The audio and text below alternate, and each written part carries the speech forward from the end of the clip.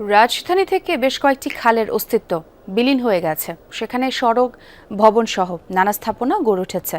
খালগুলো উদ্ধারের দাবি উঠলেও তা বাস্তবায়িত হয়নি। অবশ্য স্বচ্ছ পানির খালের দেখাও মেলে রাজধানীতে।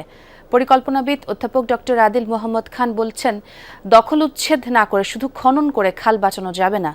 সরকারের সর্বোচ্চ পর্যায়ের সিদ্ধান্ত ছাড়া উচ্ছেদ কার্যক্রম কার্যকর হবে না বলেও মনে করেন তিনি। শাকিল হাসানের রিপোর্ট আর ছবি SRS আলীর। বাংলাদেশের প্রথম 5D AI ইনভার্টার যুক্ত সর্বোচ্চ বিদ্যুৎ সাশ্রয়ী যমুনা এয়ার কন্ডিশনার। রাজধানীর কেন্দ্রস্থল পান্থপথে বয়ে চলত একটি খাল। ৮০ দশকে খালটি বক্স কালভার্ট করা হয়, ওপরে তৈরি করা হয় সড়ক। খালটি আবারও সচল করার কথা শোনা গেলেও বাস্তবে কিছু হয়নি। একইভাবে অস্তিত্ব বিলীন হয়ে গেছে পরিবাগ খালটিও। মগবাজার বাংলা মোটর হয়ে প্রবাহিত খালটির কোনো চিহ্নই আর নেই।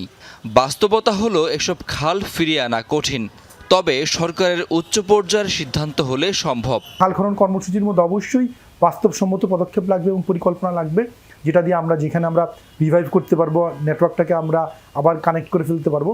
আর যেখানে সম্ভব না হলে কেন পারিনি এবং তার পেছনে দায়ী কেনা, এবং এই খালটাকে যে বিভিন্নভাবে ইকোনমিক্যালি উপযোগিতার জন্য বিল্ডিং বানিয়েছে যারা, খালকি মেরে ফেললো, তাদের কাছ থেকে কস্ট রিকভারি করা।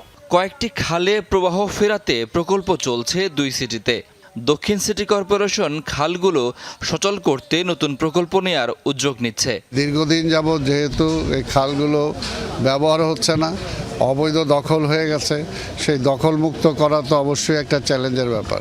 তো আমরা চেষ্টা করছি, কারণ ঢাকা শহরের উন্মুক্ত পানিগুলোকে যদি বুড়িগঙ্গা বা শীতলক্ষাতে নিয়ে যেতে হয়, তাহলে খালগুলো সংস্কার করতেই হবে।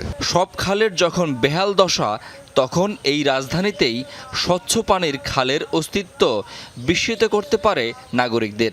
বুড়িগঙ্গা থেকে উৎপত্তি রায়ের বাজার খালটির এমন চিত্র দেখতে পাওয়া যায় প্রায় 500 মিটার পর্যন্ত। 1.5 দশক আগে একটি প্রকল্পের মাধ্যমে খালটি খনন এবং পাড় উন্নয়নের কাজ করা হয়। রায়ের বাজার বধ্যভূমির পেছনে খালের এ অংশ 80 থেকে 100 ফুট পর্যন্ত প্রশস্ত। মাটির পাড়ের খালের এই অংশে রয়েছে সবুজের সমারোহ। রাজধানীর সম্ভবত এই খালটিতে নিশ্চিন্তে গোসল করাও সম্ভব। খালের স্বচ্ছ পানিতে আছে নানা প্রজাতির জলজ প্রাণী, সাঁতার কেটে চলে নানা প্রজাতির মাছ। খাবারের সহজলভ্যতায় খালের আশেপাশে দেখা মেলে নানা পাখিও। কংক্রিটের শহরে এমন প্রকৃতিতে শান্ত হয় নাগরিক মন। মানুষ বুঝলে সোনার মানুষ হবি, মানুষ বুঝলে সোনার মানুষ। শাকিল হাসান, যমুনা নিউজ, ঢাকা।